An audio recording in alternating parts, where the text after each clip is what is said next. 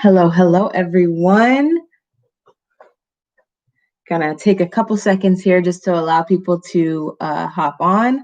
See, we have a few people on right now, so I'm just gonna give everybody a minute to hop in before we get started with today's Fun Friday.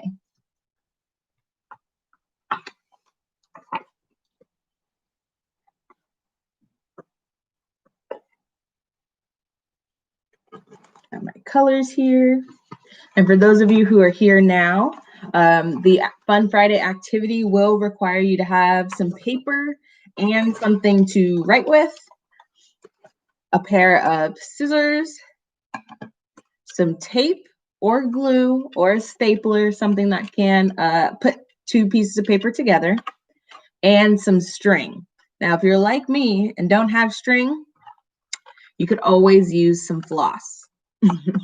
So those are the things that you'll need for today's Fun Friday activity. So let's get some music queued up.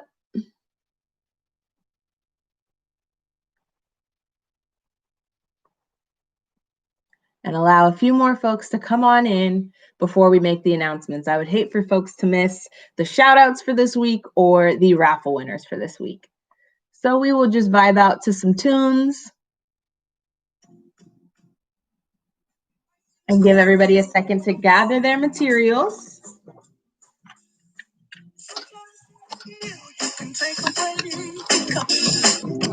And then we'll go ahead and get started.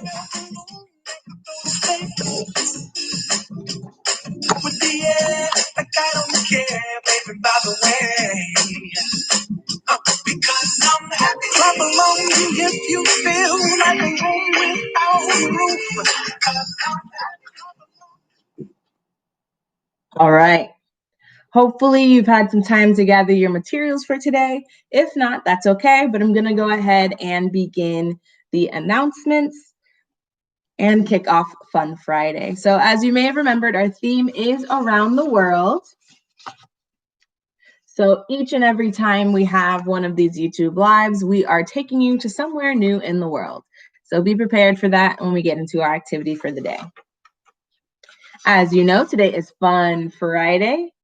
So both in our Hangouts and on social media, we'll be providing you with some fun things to do over the weekend. As a reminder, Hangouts from Home is immediately after this at 2:30 for classes A through C and at 3:30 for class D.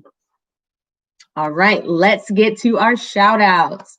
So as you may remember, staff are giving students shout outs for participating and for exemplifying or showing our 5 BGCP values of respect, unity, ownership, curiosity, and ganas. So I'm going to go ahead and read out to you this week's shout out winners.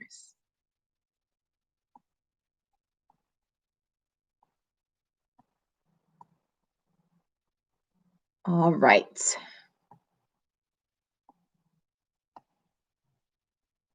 Here we are. So our first shout out winner this week is Cash. Cash is shout out to Cash for showing curiosity and ganas this week. He killed it in Kahoots during Hangout from Home and kept everyone on their toes. He was a little shy at first, but he stayed focused. He made sure to ask questions when he didn't understand something and didn't let it stop him from enjoying our time together. Shout out to you, Cash. Next up for Class B, we have Christian G. Shout out to Christian for showing ownership in ganas for the past week and still showing up to class despite having technical problems. During fitness this week, he kept a positive attitude and showed dedication to class when his Wi-Fi wasn't cooperating and kept coming back without complaint. He is always ready and prepared to participate. That is awesome to hear. Shout out to you, Christian. Next up for Group C, shout out to Brian M, for showing up to his first week of classes and jumping right into action. He's not afraid to voice his opinions or to ask clarifying questions when he doesn't understand parts of the activity. Welcome to summer, virtual summer, Brian. Glad to have you on board. And oh, looks like we have 2 shout outs for Class D. Shout out to Jolene M and Eduardo P. These 2 have been the most consistent in their group. They show up every week, often multiple times a week, ready to bring good vibes and a positive attitude. They exemplify unity and are committed to participating even when they're sick or tired. Awesome. Thank you for showing up each and every week, Eduardo and Jolene. So once again, just want to give a shout out to our shout out winners. Everyone go ahead and pat yourselves on the back and say, well done me, because you've been doing some great things and we're so happy to be able to recognize you for that. All right, next up on our agenda, we're going to go ahead and announce our raffle winners for this week. So as you might have remembered, the weekly raffle is earned. I'll put it on this side. The weekly raffle is earned simply by showing up to class at least 2 times per week. And there will be 1 winner in the K5 grade band and 1 winner in the 6-8. It's okay if you haven't won a weekly raffle yet. Remember, it's totally random and pulled from the names, because at the end of summer, we'll also be announcing our end of summer raffle winners. So in order to be entered into the end of summer raffle, it's really, really simple. All you have to do is attend at least 16 days of summer program. There will be 3 winners for this end of summer raffle, 1 for K3rd, 1 for 4th, 5th, and 1 for 6th through 8th. The grand prize is a mystery that we may reveal next week just to get us a little more excited. And it'll be worth about $75. So we're looking for 16 days of participation to be entered into that raffle. Now to announce our raffle winners for this past week. Drum roll, please. All right. For K5, our raffle winner this week is Ian R. And for middle school, our raffle winner is Joe G. Congratulations to Ian and Joe. I will be sending you some messages, or your parents some messages later today with information on how to pick up your little goodie bag raffle prize for this week. And remember, if you didn't win this week, it's okay. We still have one more week of the weekly raffle before we enter our end of summer raffle. So you'll still have a chance to win something before summer is over. All righty. Now we are going to go ahead and transition into our Fun Friday activity. And for this, we will need to transport ourselves to ancient Japan. And we're going to talk a little bit about the Tanbata Festival and Tenzaku wishes. So hopefully, sorry, that's my dog. Give me just a moment.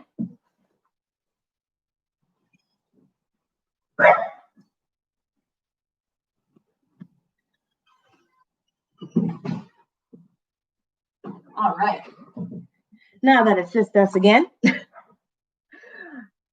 So hopefully you can't hear her, but if you can, my apologies. This is what happens when we're virtual and live. So as I was saying, we're going to be transported to Japan and learn all about the Tanbata Festival and Tenzaku wishes.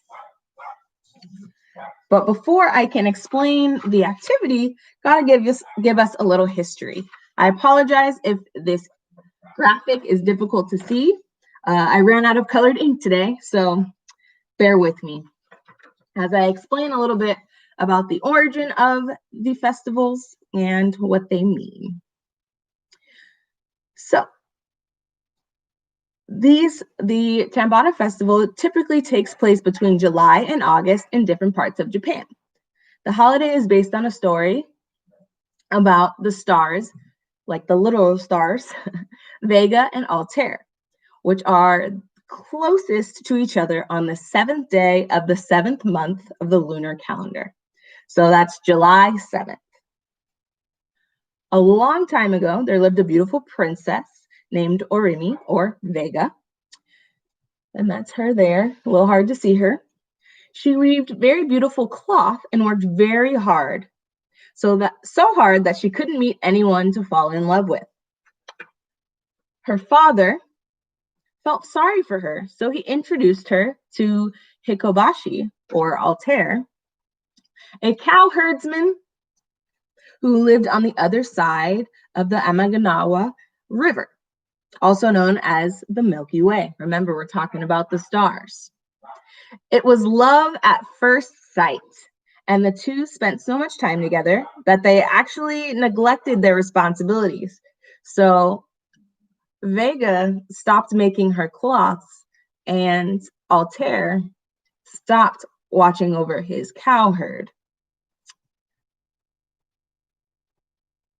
Her father, however, the god of the sky, became angry, so angry that he took her back across the river. This made the two lovers very sad.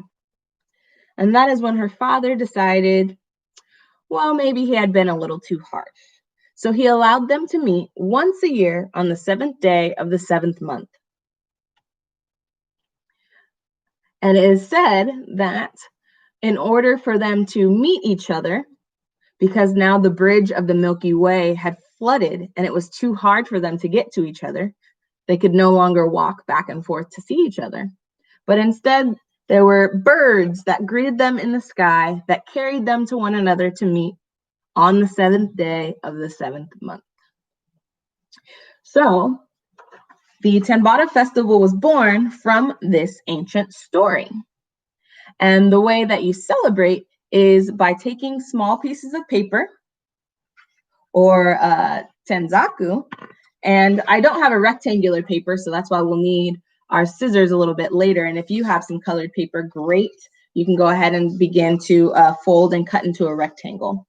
But what we are going to be making are some tenzaku. So let me explain a little bit about what that is. During the Tanabata celebration, people write their wishes on paper or tenzaku and hang them from bamboo branches along with other decorations. It's really, really beautiful. If you know what like picados are, it's kind of similar to that. So you can make all different sorts of types of tanzu today.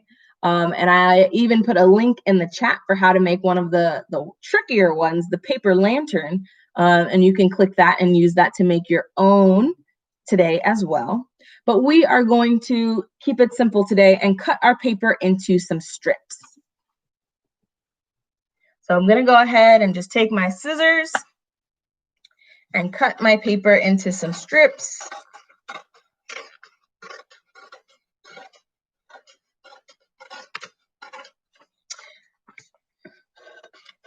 Once you have a few strips, you'll be ready for the next step. So for the purposes of time, I'm not being too specific with how I cut my strips or anything like that. And if I had some colored paper, they'd be even nicer. But for now, I'm just going to use my strips like this.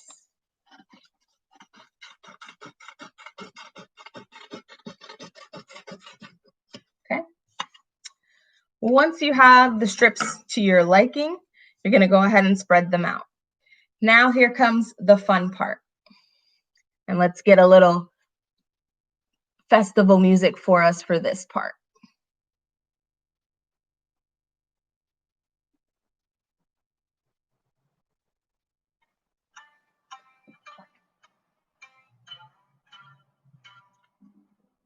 All right.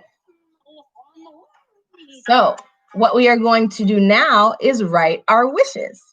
So you can take a writing utensil, pen, pencil. In this case, I'm going to be using some colored pencils just to brighten up my white paper. And I'm going to write a few wishes on my paper. So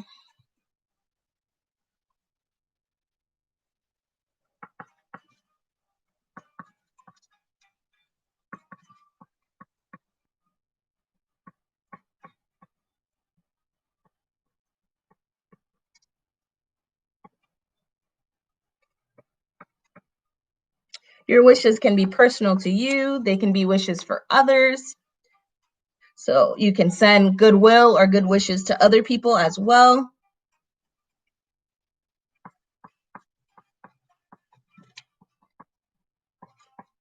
So my first wish is about keeping people safe during shelter in place. I'm going to go ahead and change my colors and write another one.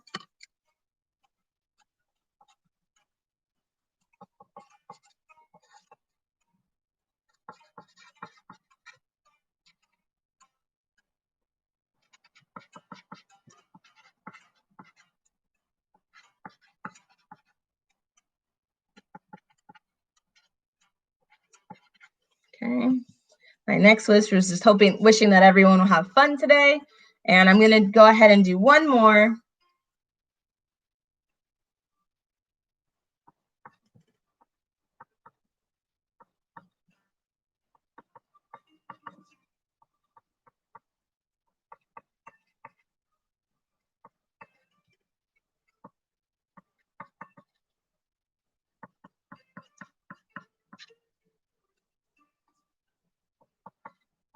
And my last wish is for everyone to be able to join Hangouts from home today. So once you have your wishes, you're ready for the next step.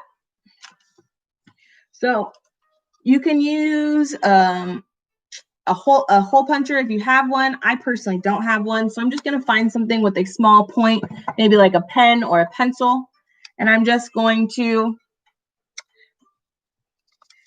make a little tiny hole, just big enough for my floss to use later. So I don't know if you can see that very well. The hole doesn't have to be perfect. I'm just going to put a little hole on one side of each of these for now. And it might have made sense to do this step at the end, but for now, I'm just going to go ahead and do it. So I just punched little holes into each of my strips, being careful not to put anything over the top of my wish. So now I'm going to grab my tape or my stapler or my glue, whatever you have to fasten your pieces together. And I'm going to make one of the simplest decorations, Tanzu decorations you can make. And I'm just going to put both ends together to make a loop. And then I'm going to use my tape to keep it together.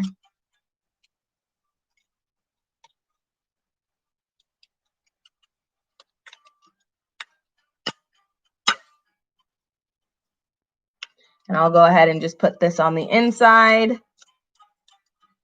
I don't know if you can see that very well. Actually, I'll just take it on one end on the outside. There we go. And then the other half here. And as I was saying earlier, it probably would have made more sense to do my holes at the end. So we'll come back and make new holes if we need to. I'm just going to tape that together. Now I have my first loop. Now I'm going to take my next wish and loop it through. So now all my wishes are connected, and I'll do the same thing with a piece of tape and tape them together.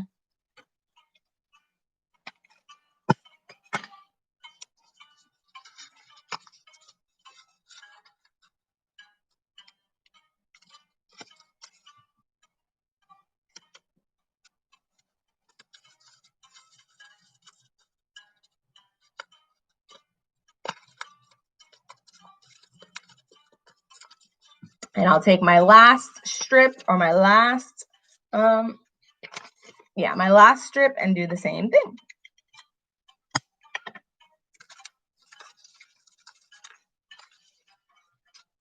And you can decide to loop with your wish facing out or facing in if you don't want others to see it.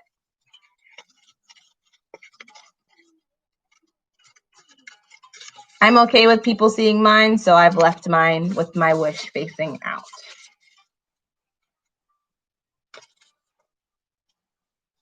All right, now you should have something that looks a little like this with your looped wishes together.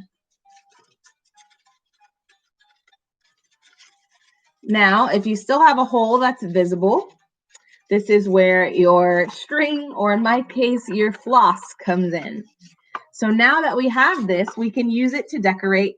Well, in Japan, they would decorate a bamboo tree, but you can use it to decorate any space in your house that your parents give you permission to. So whether it be your bedroom or a plant or a tree that you may have in a common area in your home, you can now use these and keep your wishes out and send them out to the universe in the hopes that they come true. And as I said, there's a link in the chat with a much more complicated version that you can make as well. But there's tons you can do with colored paper in terms of decorating and celebrating and sending your wishes out in your Tenzaku.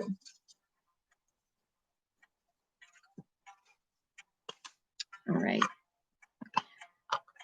So thank you all for participating in this activity with me today. Hopefully you learned a little something new and have a new activity that you can do with your family or friends this weekend. In closing, I just want to remind you that if you are in groups A, B, or C, you have Hangouts from home in about 10 minutes. Group D, I'll see you at 3:30. And everyone have a fabulous weekend. See you later.